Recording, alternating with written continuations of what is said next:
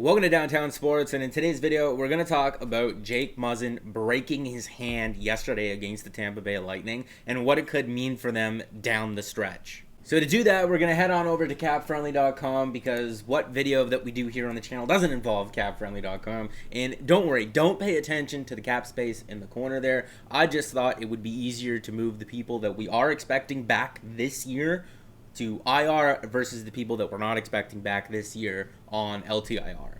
But before we continue onwards with that armchair GM, I thought it would be good to share some insight on what the possible pairings could be without Jake Muzzin in the lineup. And I thought that this tweet from Steve had some good insight there because everyone with the name Steven is just a genius.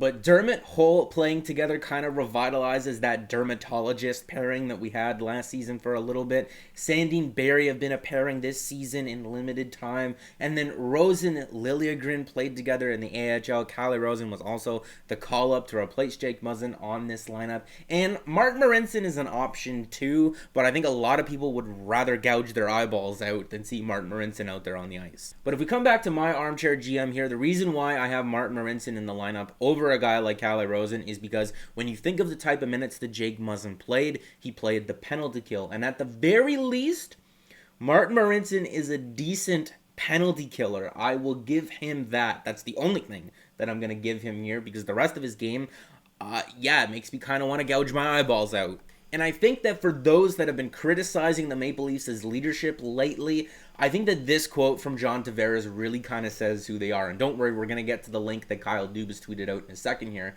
But first, the quote tweet.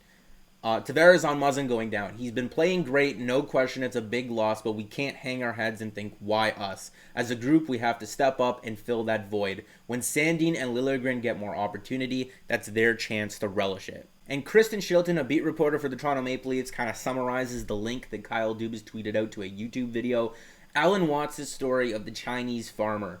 Tale of a man who refuses to think about anything as good or bad because no one ever knows. All you can control is your reaction to the fortunes and misfortunes, like losing 3 of your top defensemen, a drag and an opportunity. And I mean, I get it. For some of you, that type of philosophy or Dubas having that type of philosophy is not going to do it for you, right? You need to see them translate that philosophy or that positive mindset to on the ice. But an opportunity, this is for a lot of the defensemen on that blue line right now. I mean, younger guys like Timothy Liljegren and Rasmus Sandin, this is their chance to play up over 15, 16, 17, 18 minutes a night.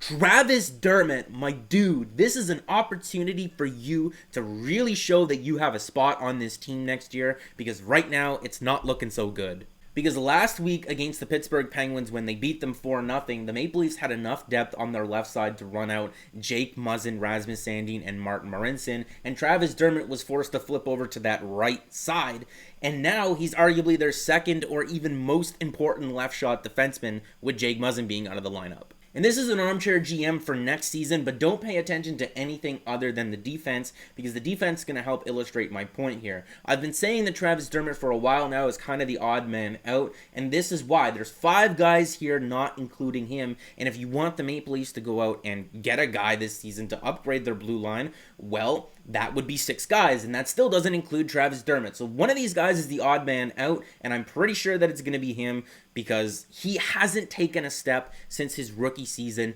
But now, this is the opportunity that he needs in a contract year to show us that he's not just a bottom pairing defenseman, that he could be more than that. All right, Justin Holl, this is an opportunity for you, buddy. You signed that contract earlier in the year, and a lot of people have been kind of disappointed with your play as of late. I know the flu was a thing, and you were probably one of the guys that had it, and you didn't come out of the lineup here, but 25 minutes, almost 26 minutes last night against the Tampa Bay Lightning. This is an opportunity for you to show that you were worth that investment.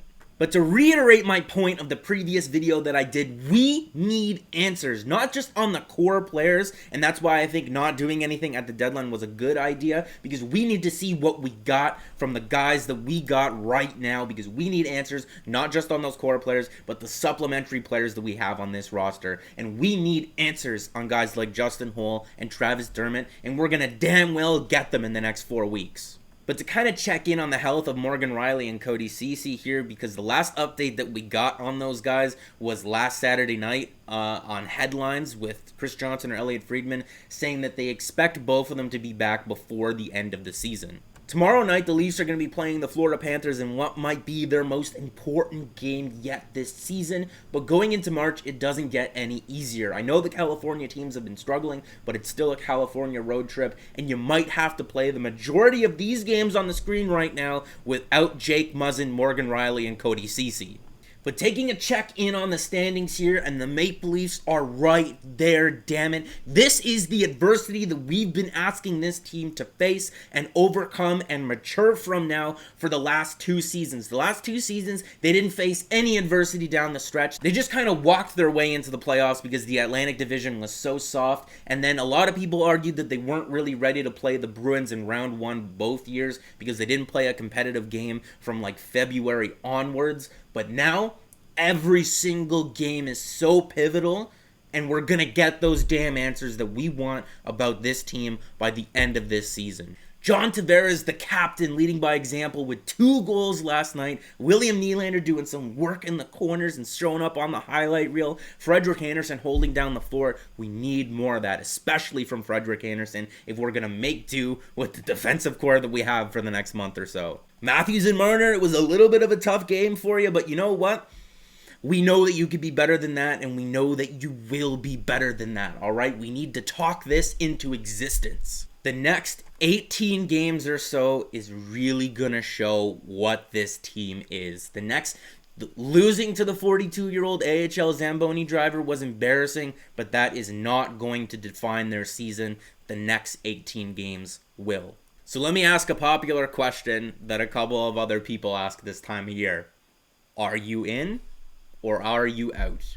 Because I'm 100% in. I've been in for like the last month or so. You don't hear me saying that they're going to make the playoffs and maybe even win a round. You don't hear me staking that to my name.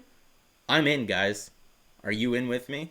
So make sure to like the video if you did like it. Subscribe for more because more is always on the way. And guys, remember that the Toronto Maple Leafs are going to make the playoffs this year. And they might do something else too.